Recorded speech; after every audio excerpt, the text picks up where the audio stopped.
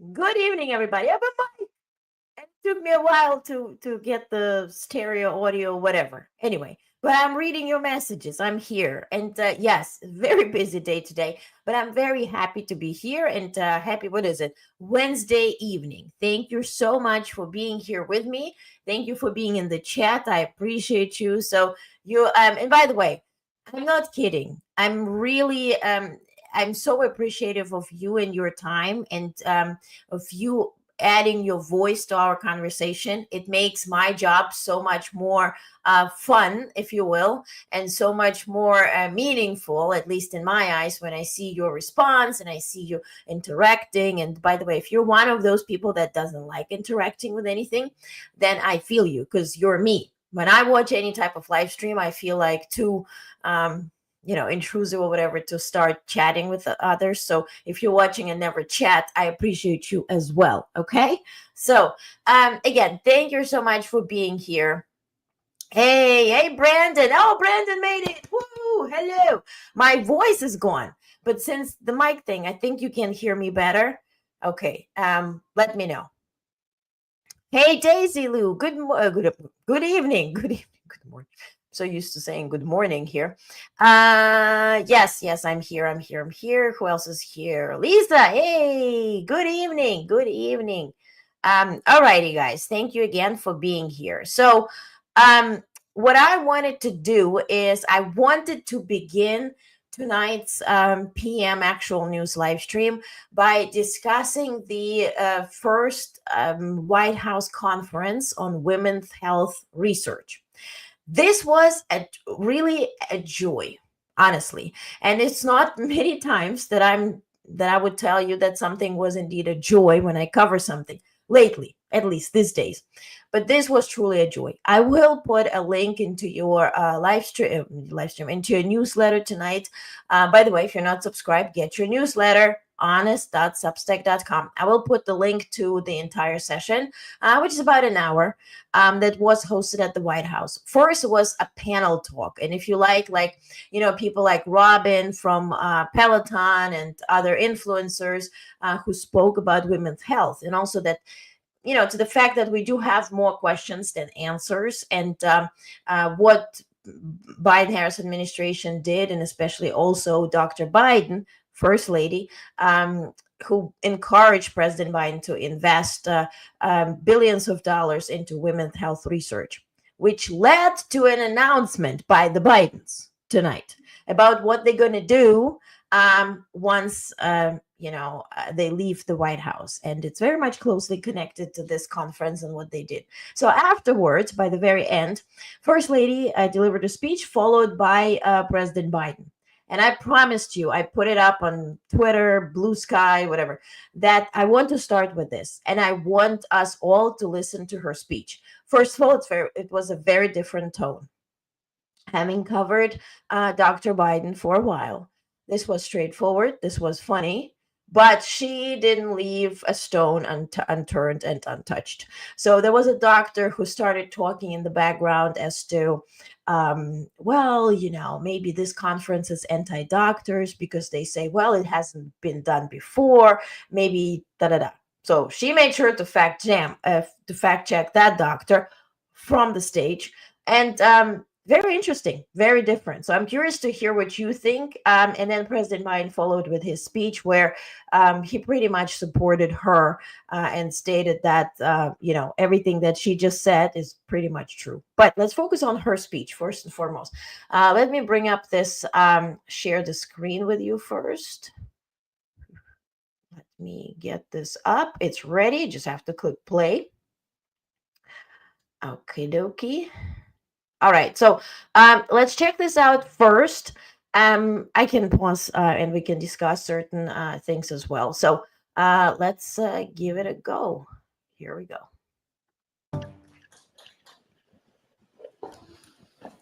You're so quiet, like a classroom.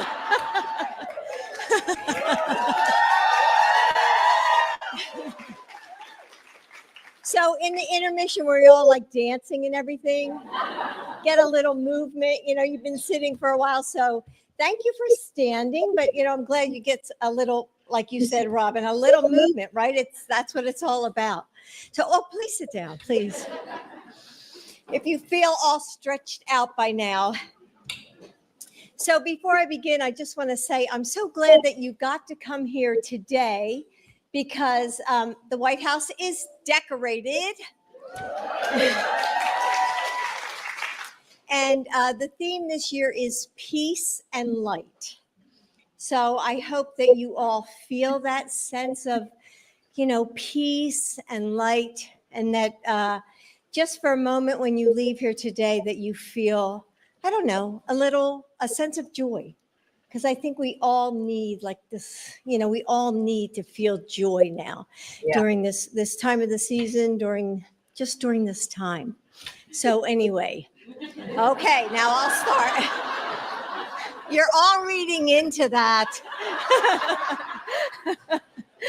Anyway, for decades, for centuries even, at dinner tables and in waiting rooms, in whispered conversations, when we meet our friends for coffee, women have been talking to each other about our health. Isn't that true? So today we brought that conversation to the White House.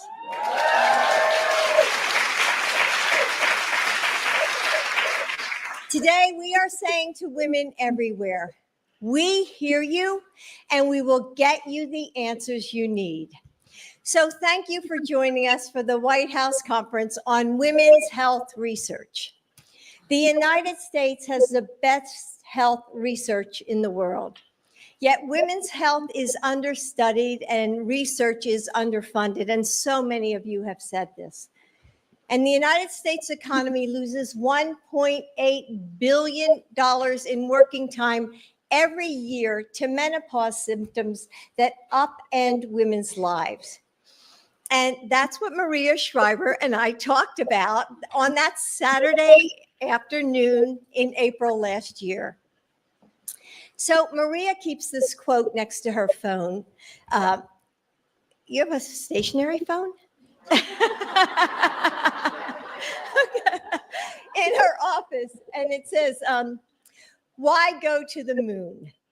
And your uncle, President Kennedy, asked, we choose to go to the moon in this decade and do other things, not because they are easy, because they are hard. So, Maria, thank you for carrying on that mission, pushing for breakthroughs that are never easy but possible. Thank you.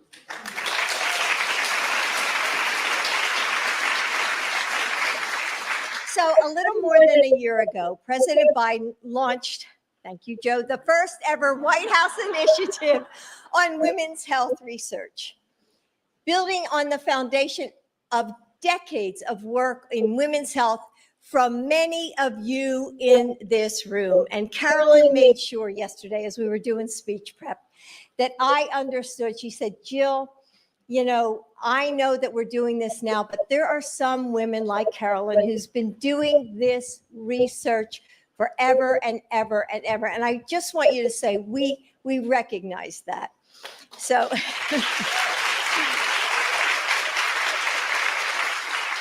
So you heard from Carolyn, our incredible team here at the White House, who's ensured that government funded research, and they will include women from the beginning. And that means designing studies and separating the data, which everyone has said, and reporting findings to create treatments specifically for women and for men. I mean, we're not going to leave you guys out. And we've invested nearly $1 billion in this research on women's health.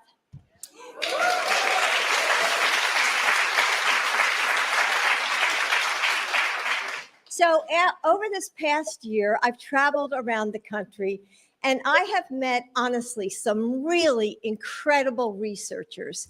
And I've been to universities and the New York Stock Exchange to bring people together and create connections across industries. And the women of this country are paying attention. Researchers and business leaders are too. So we brought all of you into this room to elevate all this information, discoveries that will change how we treat menopause symptoms. We've talked about this all this morning. Research that uses genetics to find the cause of extreme morning sickness. And I heard this a couple weeks ago, and I was particularly interested because my own granddaughter was going through the same thing. Because we're going to be great grandparents.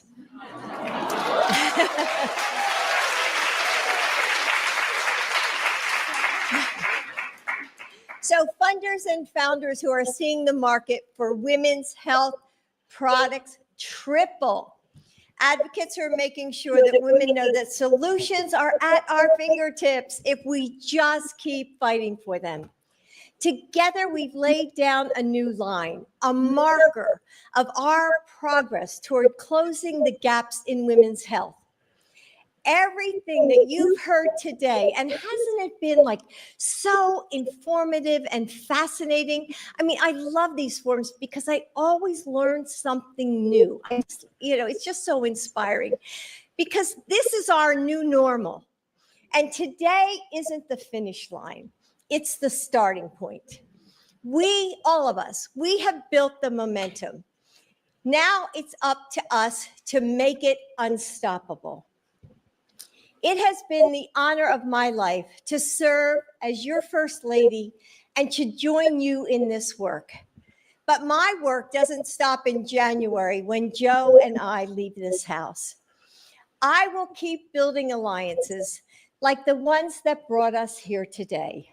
And I will keep pushing for funding for innovative research.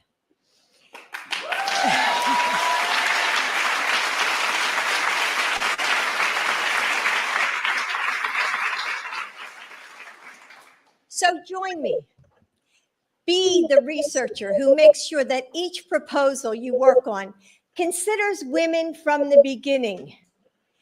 Be the investor who searches for the next breakthrough product of treatment. Be the voice in every space, from boardrooms to classrooms to laboratories, who asks, what are we doing to advance women's health? Let's make a promise to all those women out there right now, sitting in a parking lot somewhere after a doctor's appointment, wondering why you're not being heard. So maybe feeling, like you're all alone. And I'll just have to stop here for 1 second. I did hear during that little intermission thing, like, we're not putting our doctors down, right? So some doc in the back said, it sounds like you're putting the docs down. We're not putting the docs down. I don't want you to feel that way, but I think the docs are joining us and saying, hey, we want the answers. So I just want to make that 100% clear. So the White House, all of us here, we will keep fighting for you until your worries turn into answers, your symptoms into solutions, until women everywhere benefit from the life-saving and world-changing research that we know is possible. A new future can ring out from this conference, one that answers the call from women who have been waiting for too long. Let this be the moment that we push harder, the moment that people say, change the world of women's health forever. Thank you.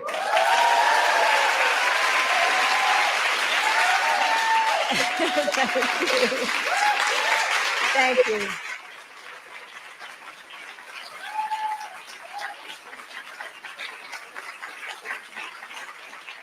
Thank you. Thank you very much. Please. So I'm so grateful to have a president who heard us and took action quickly. So without Joe, really, this wouldn't have been made possible. And that's the power of someone who understands how to make things happen in government, because God knows, Joe, you've been here for what, 50 years? So someone who has fundamentally shifted how our nation approaches women's health research. So please welcome my husband, your president and champion, I think, of all of us. So my husband, Joe Biden. Come on, Joe.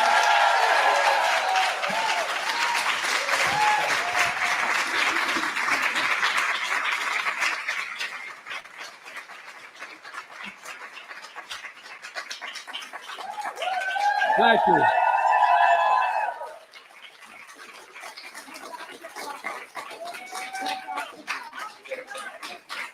Thank God she said yes the 5th time I asked her to marry me.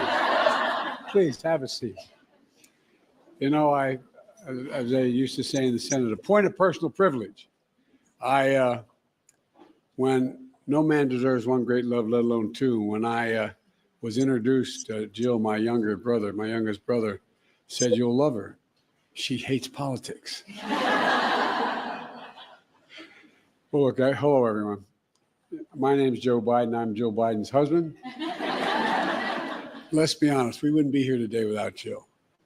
Across our administration, and across Congress, across the country, the work we're doing on women's health research is some of the most important work this administration has ever done. And I've always believed that our nation is at its best when we plumb the endless possibilities that exist for all our women and girls. That includes their health. Women are half our population, to state the obvious. But like Jill said, for too long, they've been underrepresented when it comes to health research. And that's real. You know, that's why over a year ago, we launched the first ever White House initiative on women's health research. And the goal was to fundamentally change and improve how we approach and invest in women's health research. We weren't doing enough of it. And to pioneer the next generation of scientific research and discoveries that are going to improve care for women receive all across the country. Because the fact is, the health of our moms and grandmothers, sisters and daughters, friends and colleagues affects not just women's well-being, but the prosperity of the entire nation. And that's a fact. We haven't gotten that through to the other team yet. No, I mean it, across the board. Anyway, I won't get into that. But that's why in my State of the Union address this year, I called on Congress to invest $12 billion in women's health research to benefit millions of lives and families and communities all across America. Folks, but my administration wasn't going to wait for Congress to secure the funding. We look for other ways to prioritize women's health with existing dollars that are already in the government and to get important work started. And I knew where to start. Rosa DeLauro. Rosa, stand up. I'm not joking. They say in Southern, y'all think I'm kidding. I'm not kidding. She's incredible. Every important thing I've ever tried to get done, no one paid attention to, you were there for me. I mean it sincerely. You're the best, Rosa. What you did on child tax credit, I mean, across the board. And folks, women's health is something that matters so very much. Along with members of her today, she's going to keep this effort going when we leave, when Jill and I leave. Well, we're going to fight like hell. We're no longer going to be president and first lady, but we're not going away. And so.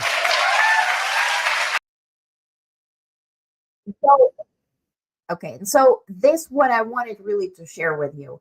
Aside from the jokes, and I think, you know, Joe Biden was in church and brought all of us to church, and certainly Dr. Biden too. But the idea is that this was the announcement about what they're going to be doing after. And so I really encourage you to watch also the roundtable or that panel talk that was before Dr. Biden's speech. And so, again, the link will be all in your newsletter tonight, because, you know, it is important, first of all, to know what's going on. Mainstream media is not covering any of it. I mean, I haven't checked, but I can bet they haven't covered any of it. Nor they will be covering any of it, because they think it's an outgoing president. Ta-ta, let's talk about the orange guy and whom he nominates. And, you know, that Musk is buying a house right next to him in Mar-a-Lago. That's probably more interesting, but it's not. It is not. And also, remember how much we used to watch the speeches and everything during the election season? I would love to focus on Biden's speeches until January 20th because it's decency, it's diplomacy, and it's quality, which certainly will perish afterwards, right, when they are leaving the White House. But certainly they will devote their time on women's health research. They have allocated enough funds. They also have connected with corporate money to support this endeavor. And Dr. Biden will, what I have found out at the White House when I was there last week, that she will keep her team. The Dr. Biden's, well, First Lady's office, she will keep her staff. And why? Because I was talking about the interview with him, which we're discussing. And they said, well, she will keep the staff and they will take over their proceedings or whatever they will be doing endeavors as, at that point, former president and former first lady. So she will be headlining this initiative. And today it has been confirmed. So it's really good. Other story is today I was at the meeting. It was very, I told you, busy day, but one of the sessions I attended in person, which I want to just give it proper justice and proper coverage in the newsletter tomorrow, Friday.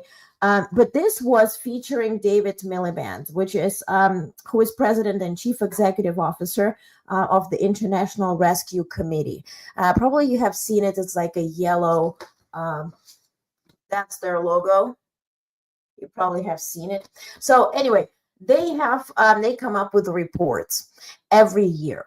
And so just before the new year, and they did come up with the Emergency Watch List report, which is the International Rescue Committee's assessment of the 20 countries at risk of new or worsening humanitarian emergencies each year. The report is based on an analytically rigorous process that deploys 74 quantitative and qualitative variables, as well as qualitative insights from the IRC's experience of working in more than 40 countries to identify which countries to include on the list and where to rank them. And so the first 10 countries that are most fragile, where we face the most disaster at this point, but also that have the highest risk of more disaster happening. First is Sudan. Second is occupied Palestinian territory. Third, Myanmar. Fourth, Syria. Fifth, South Sudan. Sixth, Lebanon. Seventh, Burkina Faso. Eighth, Haiti. Ninth, Mali. And 10th, Somalia. And then the others also include, which are unranked, Afghanistan, Cameroon, Central African Republic, Chad, DRC, Democratic Republic of Congo, Ethiopia, Nigeria, Ukraine, and Yemen. And for me, as Ukrainian-born U.S. citizen, to see all Africa plus and Haiti plus Ukraine is very interesting, and plus Afghanistan, of course. So I will cover it. It will be, and also in the newsletter, I will put the QR code where you can see the report. I really encourage you to check it out whenever you have some time during the weekend or so. It's fascinating.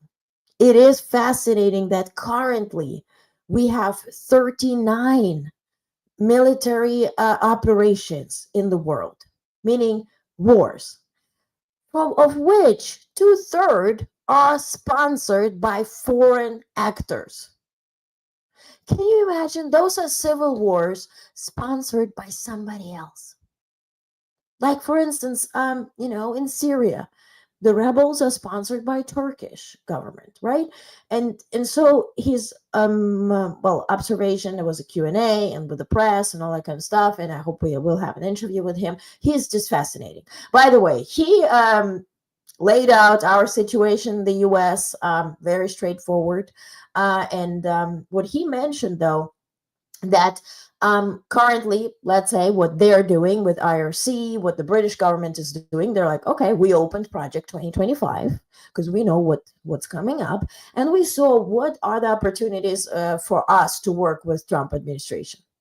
And and people say, well, will you work with him? And he's like, well, our life is not stopping here. You guys elected him. Now it's our job to ensure that we all exist in the next 4 years and beyond. And so this was just so interesting to hear from a foreign leader, right? Former leader. I think he's from a Labor Party. I think he will be running. I mean, at least his presence and his delivery of the speech was certainly hinting on that. But it's just interesting how our decisions actually impact the entire world, and how they had to go through all those 900 plus pages of Project 2025 to figure out how the heck are we going to work with the United States. Other interesting fact that he mentioned was that when we speak about US being the superpower, right? And this is this Cold War period, and also post that Cold War period. And he's like, can we say that now we have bipolar power, right? Let's say US and China. Not really. Multipolar power that we have, let's say China, Iran, Turkey, US. He's like, no, really. It's because that would be hinting on the fact that the power is very stabilized, right? That we have 4 actors, and those actors are dominant in today's geopolitical theater or sphere. And what he stated is really remarkable, that at this point in time, based on their research, and again, they have thousands of employees living in 40 countries, to get the facts. And he said, I love facts, so let's focus on that. That it's interesting that because we, meaning world population, allowed some individuals to have as much money as a country's GDP. Let's say Elon Musk has as much budget as a country in Europe, right? Or maybe 2 small countries together. These people, together also with terrorist organizations that are sponsored, like HTS in Syria, these people and terrorist organizations and countries are currently the dominant players in the world. So it's not like US is a major power that we're leading people someplace. Now it's a balancing act. Yes, between the United States, China, Iran, Turkey, but also and Saudi Arabia. But also between sponsored terrorist organizations and those billionaires that implanted themselves in the government, like here in the US. And he mentioned, like, everything we're doing now in order to work with the United States, we have to put, in mind as to how can we work with Musk? Because Musk is / government of the United States. And he's like, we see that. We can't fight it. It's your national treasure at this point. So we have to see how we can, work with you guys. Because US currently, as much as in the 90s, still possesses 25% of world's GDP. So it was very interesting and kind of like slap in the face, to hear all of it. Hey, Jay, good evening. Jay says, Africa is going to really become central to global world power struggles, I suspect. Eager to read your report. Yes, thank you. And I will, I want to dedicate a couple of hours, so I will cover it in tomorrow's newsletter or Friday. I think Friday, because Friday newsletter gives you a weekend to read through. And I will include parts of that report because it's just so interesting. And to your point, Jay, how Russia and China and Saudi Arabia and us are involved in the African, situation and those civil wars that are no more national; they're multinational. Daisy Lou says, so work their way in and maybe influence things to go a different way with. That was the point, because he said, okay, Trump says, well, we're going to focus on nationalizing this and this and this. And it's like, okay, so you're not going to work with us internationally, but here are the facts. This is what we can do to save you money. He's like, look, if Trump tells us, I'm here to make money and save money, and it has to benefit me personally and the country at second spot. Okay, how can we work with you? And that is so just like mind-boggling. If you like, I worked in diplomacy and all that kind of stuff since like what, 15, 20 years ago. This was never the talk. But it's interesting how people are thinking and what type of hoops they have to jump through to work with the United States. Just like was vivid. So anyway, I'll cover it properly, and I'll put it in you know in the next newsletters. Okay. So, news statement today came from National Economic Advisor Brainard on the November 2024 Consumer Price Index, the CPI. For 4 months in a row now, inflation has been close to the level right before the pandemic. While price increases have been hard for working families, household incomes are up almost $4,000 more than prices during the administration. We will continue to fight to lower costs for American families until January 20th. Because you know what this funny, not funny really, stupid tweet by Trump, about referring to Justin Trudeau as the 51st governor, right? What it led to? That Canada already announced that they will be announcing 25% tariffs. It's like, okay, now it's game. It's funny. You think it's funny? Let's do it. So they started adding products like bourbon, like stuff like that, and cherries, and So anyway, they're laying out the products that they're going to tax or, well, put tariffs on.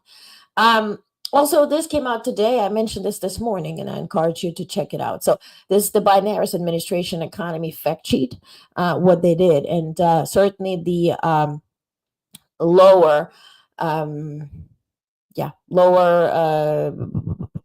inflation rates is certainly detected. Now let's talk about labor. So, well, labor, not really. The U.S. Senate today, Wednesday, rejected President Biden's nomination of U.S. Labor Board official for a new term, giving Trump a chance to cement Republican control of the agency soon after taking office. So President Biden created labor, created jobs, boosted our, economy, was the most pro-union guy, but no, in labor, we won't have to have his person leading anywhere soon. So also in terms of votes, the U.S. House of Representatives passed the defense policy bill today on Wednesday, governing a record $895 billion in annual military spending, despite the inclusion of controversial policy targeting gender-affirming care for transgender children. The tally was 281 to 140 in favor of the National Defense Authorization Act, the so-called NDAA, sending it for consideration by the Democratic-led U.S. Senate. Then the biggest tweet of the day was Trump being happy that Christopher Wray, the current director of FBI, will be stepping down, which he did announce today after Republican President-elect Trump signaled his intent to fire the veteran official and replace him with firebrand Kash Patel. And I mean, let's not blame him, but they have to step down or they will be fired, right? And I mean they, meaning Christopher Wray and also other folks, right, that don't have to be replaced. Jerome Powell still holds his position and said, no, you want to get rid of me, go into law, try me, so to speak. So at least some notion there. From the FBI today was a weird report. They don't know what those large drones are that flew over New York, New Jersey, Pennsylvania, or Philadelphia. Like just weird. I mean, there's no answer, so I don't report on it, but it was a report. Then executives from Pfizer Incorporated and Amazon.com see opportunities now for working with RFK Jr. to manage growing health risks in a warming world. President-elect Trump has called climate change a hoax and promised to again remove the U.S. from International Climate Corporation. By the way, in today's report was also interesting, in that report that I just referenced by IRC, that, when we hear that the world is warming up by 1.4%, he said that the developed nations cause 50% of this entire warming up procedure, right? So the 1.4 is an average. But actually, if you look at Earth, and they did this entire study with, and they showed the entire graph that the developed countries are causing 50% of, the temperature or the rise in temperature by, for our Earth. So, and that was their main idea that, listen, we have to be preventative. And that was the main notion, preventative in terms of let's allocate cost. When we see a national disaster coming, allocate cost before the disaster has hit this territory. So there's budget to address this right away, right? Not post-scriptum when something happened, then, they have to request, and then all of that. All of this is outdated in their eyes again, which was an interesting thought. And then pretty much we have a solution. If we know that we are responsible for climate change, then if we fix it, the rest of the world is sort of will benefit from us as much as they are in the worst position because of us right now. Lisa says, when is his resignation date? End of Biden's term. Brandon, you're right. I'll miss Curtis Ray. Thought he was pretty decent. Yes and no. Where is the data on the assassination attempt? We still have no clue. Maybe you have a clue. I don't. Do we know was Trump hurt? How much? With what? Like, where are the details here? Because any vacuum we leave, informational vacuum, will be filled with conspiracy theories that benefit whomever, right? So, Okay, so Alex Jones, remember he went bankrupt and his company was bought by The Onion? Not so much. U.S. bankruptcy judge on yesterday, stopped the parody news site Onion from buying conspiracy theorist Alex Jones' InfoWars website, ruling that a bankruptcy auction did not result in the best possible bids. By the way, number two was the mega fold. U.S. bankruptcy judge Christopher Lopez rejected Jones' claims that the auction was plagued by collusion at the end of a 2-day hearing in Houston. But he said the court-appointed bankruptcy trustee who ran the auction made a good faith error by quickly asking for final offers for InfoWars instead of encouraging more back and forth bidding between The Onion and the company affiliated with Jones Supplement Selling Businesses, which was the runner-up. Quote, this should have been opened back up, and it should have been opened back up for everybody, unquote, Lopez said. The Onion was named the winning bidder for InfoWars in November auction, but Jones and First American United Companies, the Jones affiliated company, had argued the sale process was tainted because The Onion received too much credit for having the support of families that won large court verdicts against Jones. Come on. I mean, do you really have to steal it from people? Everybody was so happy sharing memes and everything. Brendan says there is that, Lisa, because July 13 was 100% state. And Brendan, see, we're talking about it, and it's what, December 11th? Half a year, literally later, and we have no clue. We have absolutely no factual information about July 13th, right? A month less than half a year. But to your point, there is vacuum of information, so it can be twisted either way, and we certainly know which way it will be twisted. If anything, I'm not saying it did not happen. I would love to have data, as much as I want to have data on those fake bomb threats affecting African Americans during on election day. I know those were fake. But why? Why did they pursue this? And they continuously proceeded throughout the day. How many people left because they were scared for their safety and life? And how many remained? How did this affect the election? Why don't we have this? What are they doing? I understand he's resigning, but please give us some data. Give us some results. Okay, so South Korean President Yoon on Thursday. They already have Thursday. Yes. lashed out at his political opponents as anti-state forces, said North Korea has hacked the country's elections and defended his short-lived martial law. So this guy pretty much like went bananas, started screaming at his staff, started screaming at the government, right? Because last week he was polite, he was like apologizing, right?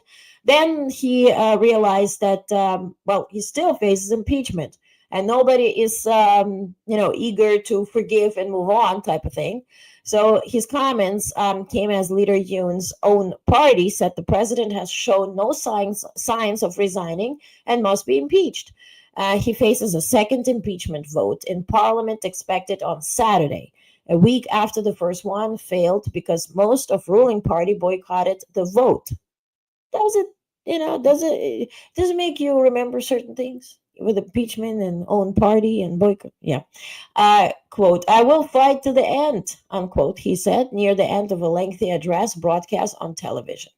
So, in regards to Ukraine, Orban, remember Orban, who went to Mar-a-Lago yesterday? Hungarian leader, Putin's puppet, who went to Mar-a-Lago to meet Trump.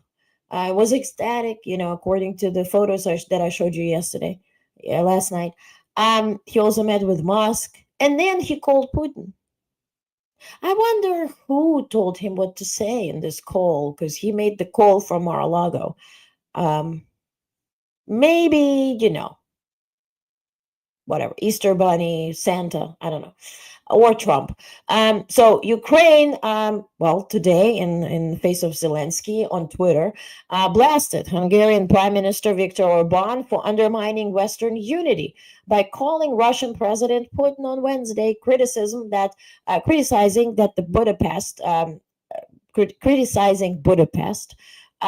that they were not interested in Christmas ceasefire in the war. Orban, who has had closer ties with Putin than any other European leader during Russia's 33-month-old war in Ukraine, said they spoke for an hour and that he believed the fighting was now in its most dangerous weeks to date. But if you make that call from Mar-a-Lago, you speak for an hour.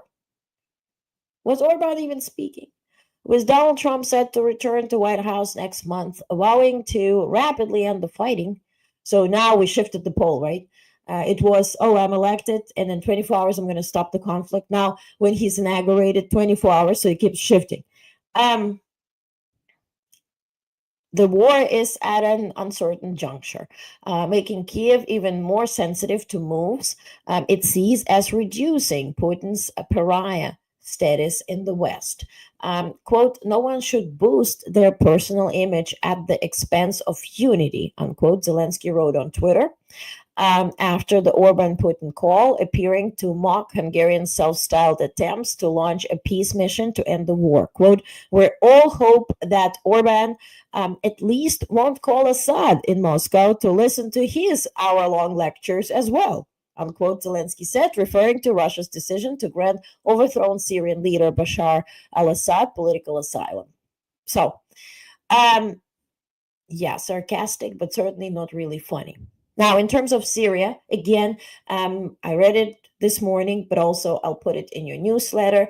I'm really honored and excited to feature an update from a journalist, the head of the Washington Bureau for a television, national television network that serves Kurdish demographic and population. So let me show him here. So DR Korda, this is his new account on Blue Sky. He reports for Rudo, and this is the main national network located in Iraq, but serves mainly the Kurdish population. Again, this is Washington, D.C. bureau chief for the Rudo. And so he wrote, per my request, he wrote his update from his point of view on Syria.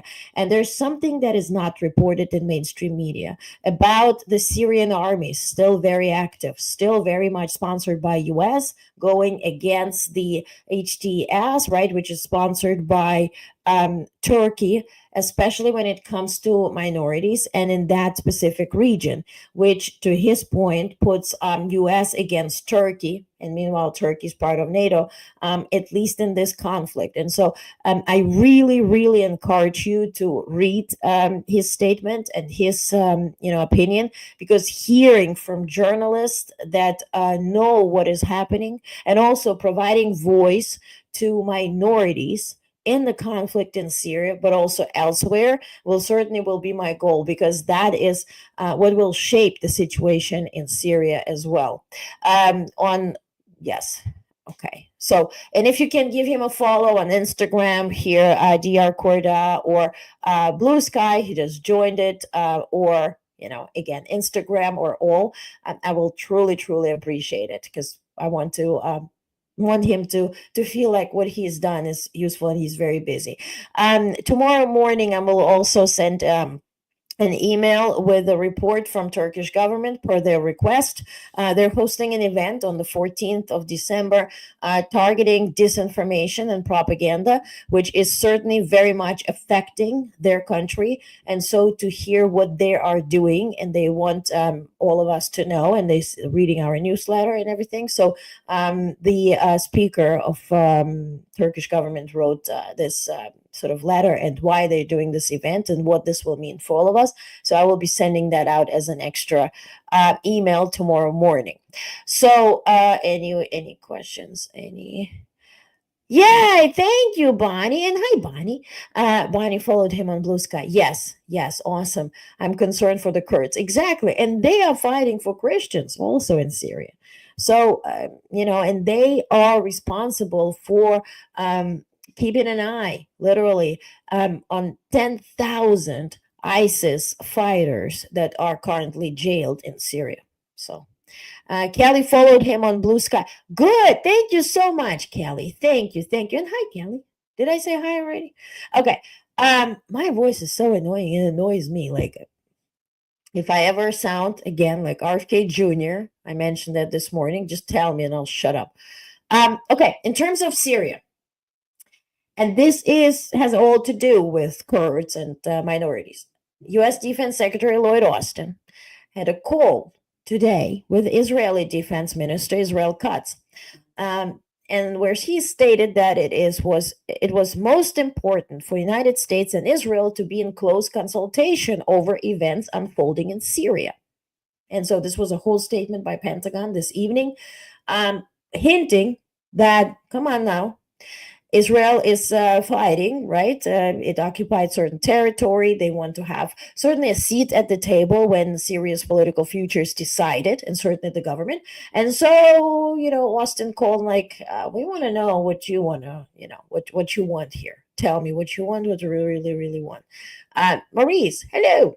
We'd have to mute you if that happens. See? Yeah, I got a mic. I don't have to scream anymore, but it's just like, this morning was worse. I said, listen, tell me. If I sound like it, I'm just going to stick to newsletters. So can you put his Blue Sky info in the newsletter? I did. Yes, I did. And also, while you're watching, you can do it here. It's Dr. Korda, and then on Blue Sky, he's there. Probably has more followers than 7 at this point. But he recently created his account. So, okay. Israel. Speaking of Israel. Okay, here we go. Wait a second, Lisa. Olga, if your voice ever starts to sound like RFK Jr., I will fly to New York to make your face ginger tea. Is that helping? Good, I'll try it. I tried honey, I did this, I did that. It's just, I don't know. And I'm not even screaming. I'm silent most of the day, except for this. So I have no idea why it's happening. So anyway, Israel. Israelis and Palestinians are signaling new efforts to forge ceasefire deal. Right? I told you yesterday, Jake Sullivan is today in Israel. Even a limited one. For the first time in a year that would pause the fight. Well, they're discussing a deal that would pause the fighting in Gaza and return to Israel some of the hostages still held in Palestinian enclave. Now, Israel Defense Minister Katz told our Defense Secretary Austin in that call that I just referenced, there was now a chance for a new deal that would allow the return of all hostages, including U.S. citizens, per Cut's office. Now, Western diplomat in the region, however, said a deal was taking shape, but it would likely be limited in scope, involving the release of only a handful of hostages and a short pause in hostilities. Meanwhile, like, let's do this and wait till Trump comes in, and then let's see what happens. And if you are Gaza, just check who is that special envoy to Middle East and what his biography tells you and what he's done in real estate and what the notion is to talk about Gaza as the next Monaco. So do you really want limited deal here? Okay. On Iran. Britain, France, and Germany have told the United Nations Security Council today that they are ready, if necessary, to trigger a so-called snapback of all international sanctions on Iran to prevent the country from acquiring a nuclear weapon. So they will lose the ability to take such action on October 18th next year, when this 2015 UN resolution expires, right? The resolution enshrines Iran's deal with Britain, Germany, France, and United States, Russia, and China that lifted sanctions on Tehran in exchange for restrictions on its nuclear program. Iran is dramatically accelerating enrichment of uranium to up to 60% purity, close to roughly 90% level that is weapons grade, the UN nuclear watchdog chief told Reuters last week. So they're trying sort of, the problem is Trump is very anti-Iran. And again, to reference the report today and the former foreign minister of, UK, he said that, it's very interesting to see the Trump's cabinet, right? Assuming everybody is approved, right, to join the cabinet. He's like, we see weird forces, and to quote him, paraphrase, that it looks like Trump received support, financial support, from different types of sides. And so then he appointed everybody sort of as a payback. Yeah, logical. I mean, it's not just exclusive to this administration. All administrations do, and lobbyists exist, right? It's a whole industry. But he's like, it's very interesting because he has three conflicts here. He has people who are very anti-China. He has people who are very pro-Russia, which is a conflict already because Russia and China are in cahoots. There's people who are also traditional Republicans who focus only on national resources, right?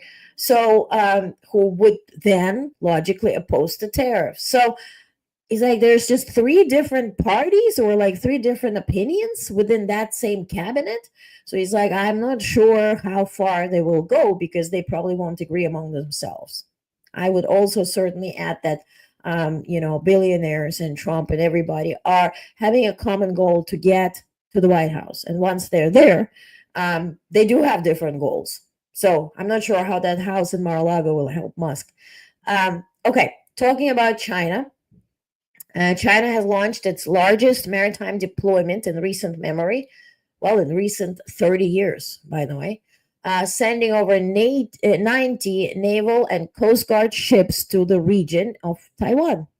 Taiwan officials described the move as a significant escalation in Beijing's efforts to intimidate Taipei and neighboring countries like Japan and the Philippines. According to Taiwanese National Security memo, the deployment, which took 70 days to prepare, is the largest in regional waters in nearly 3 decades, targeting the first island chain, which includes Taiwan, Okinawa, and Philippines.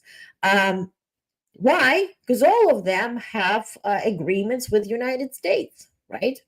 And again, this to refer to the meeting was where it was discussed how interesting the politics of United States are, right? Because if you think about Cold War period, United States was very straightforward and strict, right? Sort of no BS approach. Now we have, although we have over 50 agreements with different countries to militarily collaborate, together, right? And that's why China is doing it, right? Because we have agreement with Taiwan. Certainly, we have agreement with Japan and Philippines. So, of course, they're trying not to harass everybody in the Pacific theater.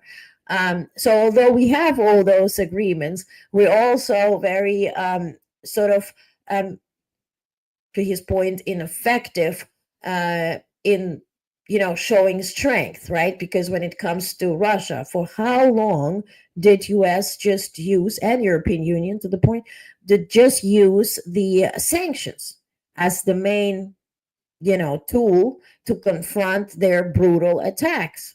And literally the takeover of Crimea in 2014 under Obama administration. So, and how far did sanctions bring us? Right. Ultimately, it led to bigger conflict. And so, would have that been prevented if we had, faced this issue of Russia expanding right away? Then the question also remains: Turkey is speaking freely about restoring Ottoman, empire, which would include takeover of Syria. So, are we calling a thing, or are we playing with this now? So that remains to be seen. Okay. But certainly what I feel is, as much as I talk to different representatives, that everybody faces disinformation issue. Whether I talk to folks in Germany, meaning administration, not people on the street, but administration, Romania, Moldova, Georgia, the country, certainly Ukraine. That's why they have this Balabala research results that I read out this morning. They will be in your newsletter, where they support suddenly Trump. Meanwhile, they say, oh, we don't want to concede territories, but they support Trump. He tells you to concede territories. So it just shows how disinformation is really integrated in the media of each country, and how difficult it is to get it out. So we need to take on that, to which I'm playing with an idea to create some type of podcast where I travel or virtually, whatever they prefer, talk to different leaders in every single country to point out that we all face the same freaking enemy. Wake the hell up. Because we need to point this out. So anyway, thinking. All right, I'm done with the news. Isn't that glorious? I bothered you for almost an hour. I hope you sort of got a bit of value from this. I'm going to go shut up until tomorrow, 9 a.m. So I'm not that raspy in the morning. But again, please read your newsletter. It's ready. I'm going to send it out right away. Which will not include the report on the session that I referenced to, which I will cover properly in the next days. Okay, never bother. Thank you. I appreciate that. All right, so have a good night. Thank you so much for joining. Have a peaceful evening, peaceful night. I appreciate you as always. Please like this video.